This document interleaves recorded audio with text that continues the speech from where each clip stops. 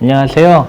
대한종양내과학회가 함께하는 그 암이 알고 싶답니다. 대한종양내과학회는 이제 우리나라에서 항암 치료를 전문으로 하시는 종양내과 교수님들, 선생님들께서 함께하는 학회고요. 저희가 매년 이렇게 그 암이 알고 싶다를 통해서 여러 가지 암에 대한 정보를 공유하고자, 전달드리고자 노력을 하고 있습니다. 그래서 오늘은 시즌4의 첫 번째 시간으로 위암의 항암 치료에 대해서 한번 조금 이야기를 해보려고 합니다. 저는 가톨릭의대 서울성모병원 종양내과 김인호고요. 오늘은 저랑도 많이 가까우시고 또 저희 많이 연락하고 항상 같이 고민하는 서울 아산병원 김영돈 교수님을 모셨습니다. 교수님 소개 부탁드립니다. 안녕하세요. 서울 아산병원에서 종양내과에서 일하고 있는 김형돈입니다. 오늘 잘 부탁드리겠습니다. 네, 교수님 안녕하세요. 네. 잘 지내셨어요? 네. 자, 저희가 사실은 오늘 이제 얘기를 하려고 하는 것은 위암에서 항암 치료가 굉장히 중요한 역할을 하고 있는데 네. 어떻게 우리가 종양내과 선생님들이 항암 치료하면서 어떤 또 고민도 많이 하시고 잘 치료된 케이스들도 많이 있고 네. 이제 그런 것들에 대해서 교수님과 한번 저희가 이런 여러 가지를 한번 같이 이야기해 볼 수 있는 시간을 좀 만들어 보려고 합니다. 네. 그래서 교수님 일단은 첫 번째로는 아까 처음에 제가 얘기 드렸지만 위암에서 항암 치료가 굉장히 중요한 역할이 있잖아요. 네. 어떤 역할이 있는지 교수님 한번 간단히 얘기해 주실래요?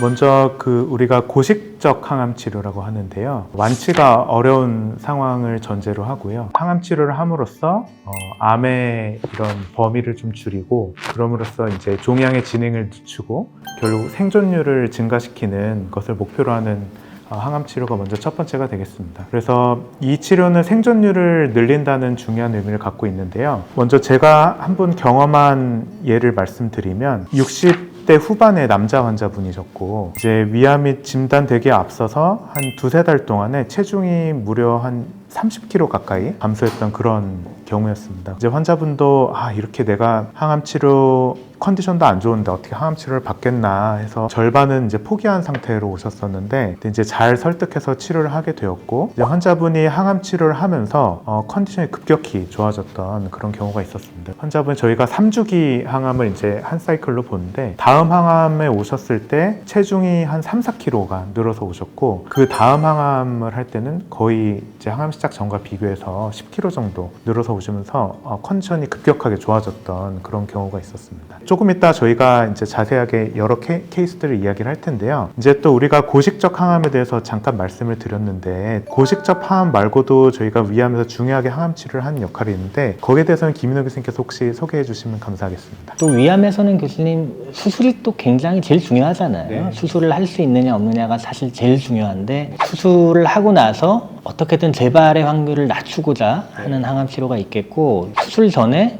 수술을 좀 더 잘하게 하기 위해서 하는 항암 치료가 또 있잖아요. 이제 이런 수술 전후에 하는 항암 치료가 또 하나의 굉장히 중요한 역할이 되겠죠. 항암 치료하고 나서 정말 반응이 좋아서 수술이 너무나도 성공적으로 잘 끝나서 완치까지 이런 그런 분들도 저희가 너무 많이 경험하잖아요. 재발의 위험도도 많이 줄여주기 때문에 이런 목적이 있다고 생각을 해요. 그래서 아까 교수님 얘기하신 그 목적과 제가 지금 얘기 드린 목적 두 가지가 가장 큰 목적이 아닌가 그렇게 생각이 됩니다. 자, 그러면 방금 첫 번째로 김영돈 교수님이 얘기하신 조금 수술이 어려운 그런 상황에서 우리가 이제 1차로서 이제 항암을 하게 되는 걸 고식적 항암이라고 얘기를 하는데 교수님 그러면 구체적으로 언젠가요? 언제 그런 항암을 하게 되나요?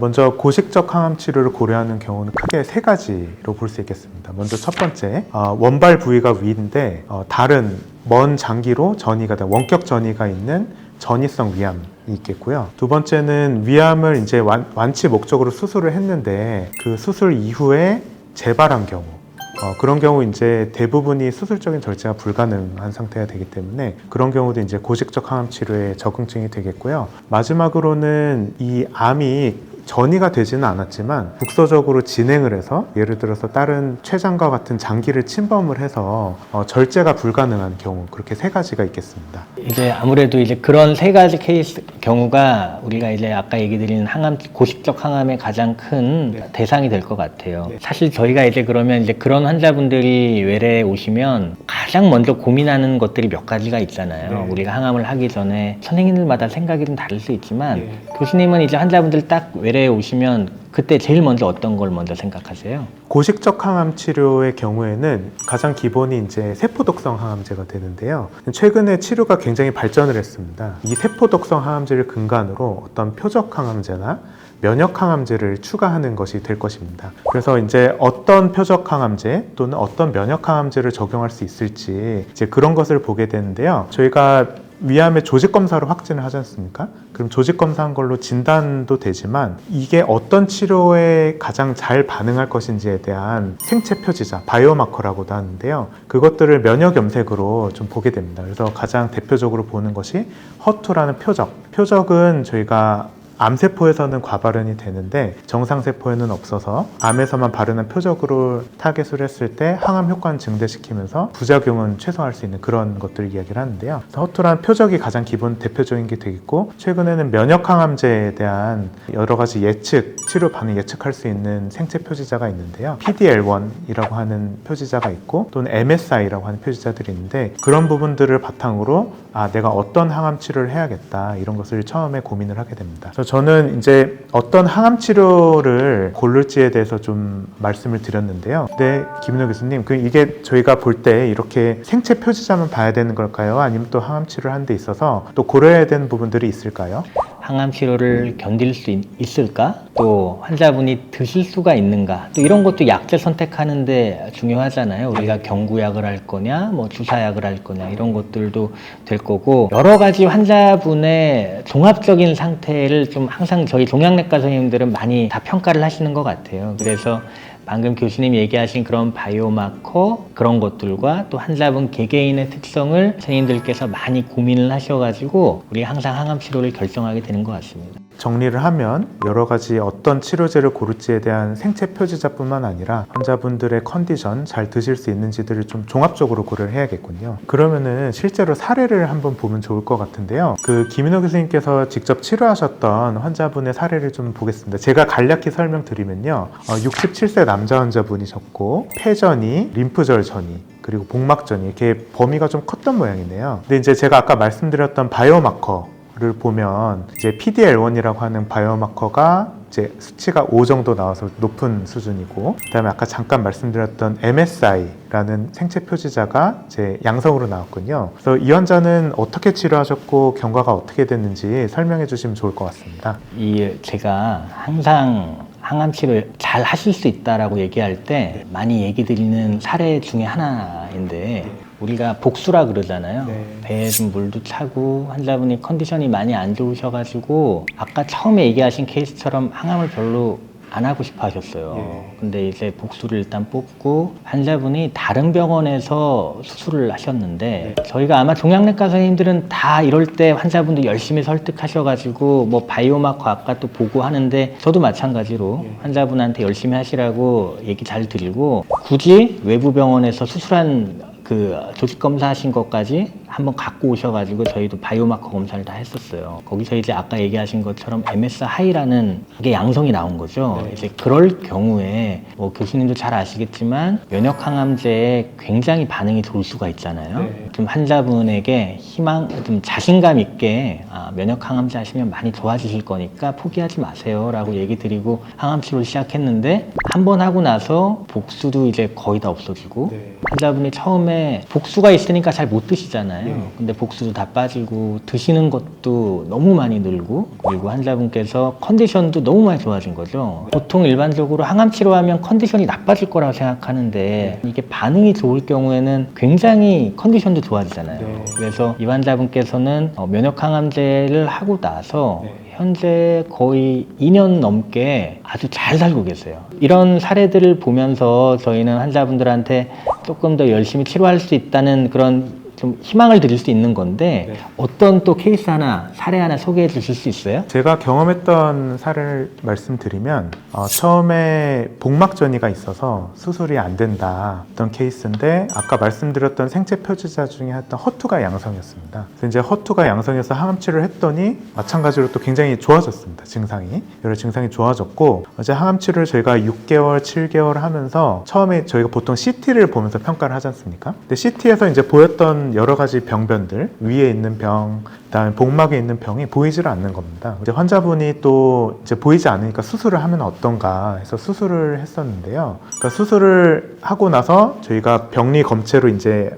결과가 어떤지를 보는데 거기 이제 암세포가 하나도 남아있지 않은 겁니다. 그래서 이제 항암 치료로 인해서 암세포가 완전히 없어진 경우가 있었고 비슷하게 저도 이제 MSI 하이였던 경우였는데 처음에 수술을 하려고 했는데 국소적으로 이제 진행이 돼 있어서 수술을 절제하지 못하고 보니까 MSI 하이였고 교수님 같은 치료 이제 면역항암제와 세포독성 항암제 조합으로 치료를 했고 경과가 좋아져서 이제 다시 수술을 시도해서 결국 수술을 성공했습니다. 절제가 완전히 되었는데 그분도 이제 병리 결과를 보니까 암세포가 하나도 남아있지 않은 그런 경험을 했던 경우가 있습니다.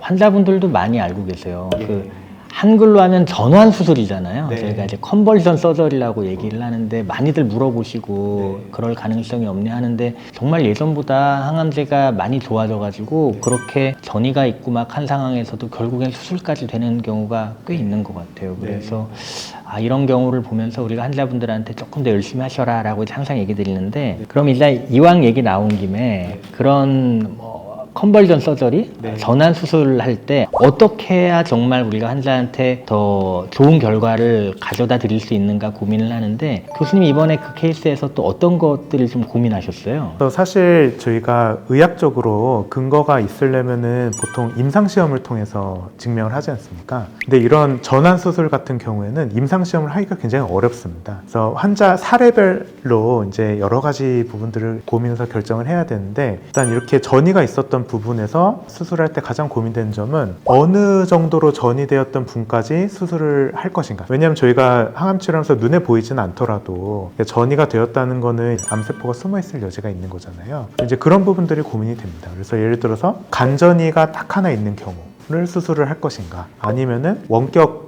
림프절 전이가 여러 군데 있었는데 항암 치료하면서 잘 보이지 않게 된 경우 이제 그런 경우 수술할 것인가 또는 복막 전이가 있었던 경우를 수술할 것인가 이런 점들이 이제 가장 고민이 되고요. 그 다음에 또 한 가지는 이게 얼마나 항암 치료를 하고 이제 수술을 결정해야 되는지 이런 부분들도 고민이 많이 됩니다. 혹시 김인호 교수님도 이제 많이 비슷한 고민을 하셨을 것 같은데 혹시 또 어떤 부분들을 또 고민하셨는지. 그러니까 항상 교수님이 얘기하신 부분이 이제 가장 많이들 고민을 하게 되고 또 우리가 그걸 통해서 참 환자가 어떻게 좋아지게 할까 많이 고민을 하는 것 같아요. 또 그런 것도 있을 것 같아요. 우리가 항암제가 반응이 얼마나 좋을 때 해야 되느냐. 항암 치료를 했을 때 우리가 어디까지가 항암제의 정말 최대한의 이득이냐 뭐 이런 것들도 고민을 많이 하게 되고 만약에 그런 경우가 있을 때 수술을 또 어느 범위까지 또 할 것이냐 또 이런 것도 고민이 많이 되죠. 근데 이제 뭐 오늘 잠깐 얘기 나온 김에 이 전환 수술 얘기를 잠깐 했는데 사실 이런 것뿐만 아니라 교수님 또 우리가 일반적인 그냥 항암 치료를 해 나가는 과정에서도 이런 비슷한 고민들을 참 많이 하죠. 그래서 종양내과 선생님들과 함께 잘 담당 교수님과 이렇게 많은 고민들을 하고 계시기 때문에 함께 잘 하시면 잘 이겨내실 수 있겠다. 저는 항상 이런 얘기를 항상 많이 드리는 것 같아요. 그리고 교수님 또 사실 현실적인 문제도 고민될 때가 많이 있잖아요. 어떤 것들이 있을까요? 이제 아까 면역항암제가 이제 나왔다고 말씀을 드렸는데 이게 보험이 이제 작년에 되기 시작을 했습니다. 근데 이게 모든 분들께 보험이 되는 게 아니라 이제 PD-L1이라고 하는 생체 표지자의 수치가 5 이상인 경우 이제 보험이 되게 돼 있는데요. 근데 PD-L1이 낮은 경우에도 분명히 도움되는 경우가 있습니다. 특히 이제 MSI 하이 같은 경우에는 굉장히 반응도 좋고 생존율도 좋은 게 알려져 있는데 PD-L1이 가끔 낮게 나오는 경우가 있거든요. 이런 경우는 이제 도움이 되는 게 명백한데 보험 급여가 되질 않는 거죠. 그렇게 되면 환자분들이 한 번 치료 받을 때마다 이제 수백만 원씩을 부담을 해야 되기 때문에 이제 그런 경우에 어떻게 할 것이냐를 많이 고민하게 됩니다. 특히 이제 반응이 아주 좋을 걸로 예상되는 경우는 이게 금전적으로 조금 부담이 있으시더라도 일단 해보고 결정하자, 이렇게 좀 설득을 좀 많이 드리는 편이고, 높은 경우가 보험이 되는 이유가 이제 높은 경우가 더 면역항암제 이득이 더 뚜렷하고, 그렇지 않은 경우는 약간은 좀 논란이 있지 않습니까? 그래서 이제 그런 부분에 대해서는 이제 환자분들께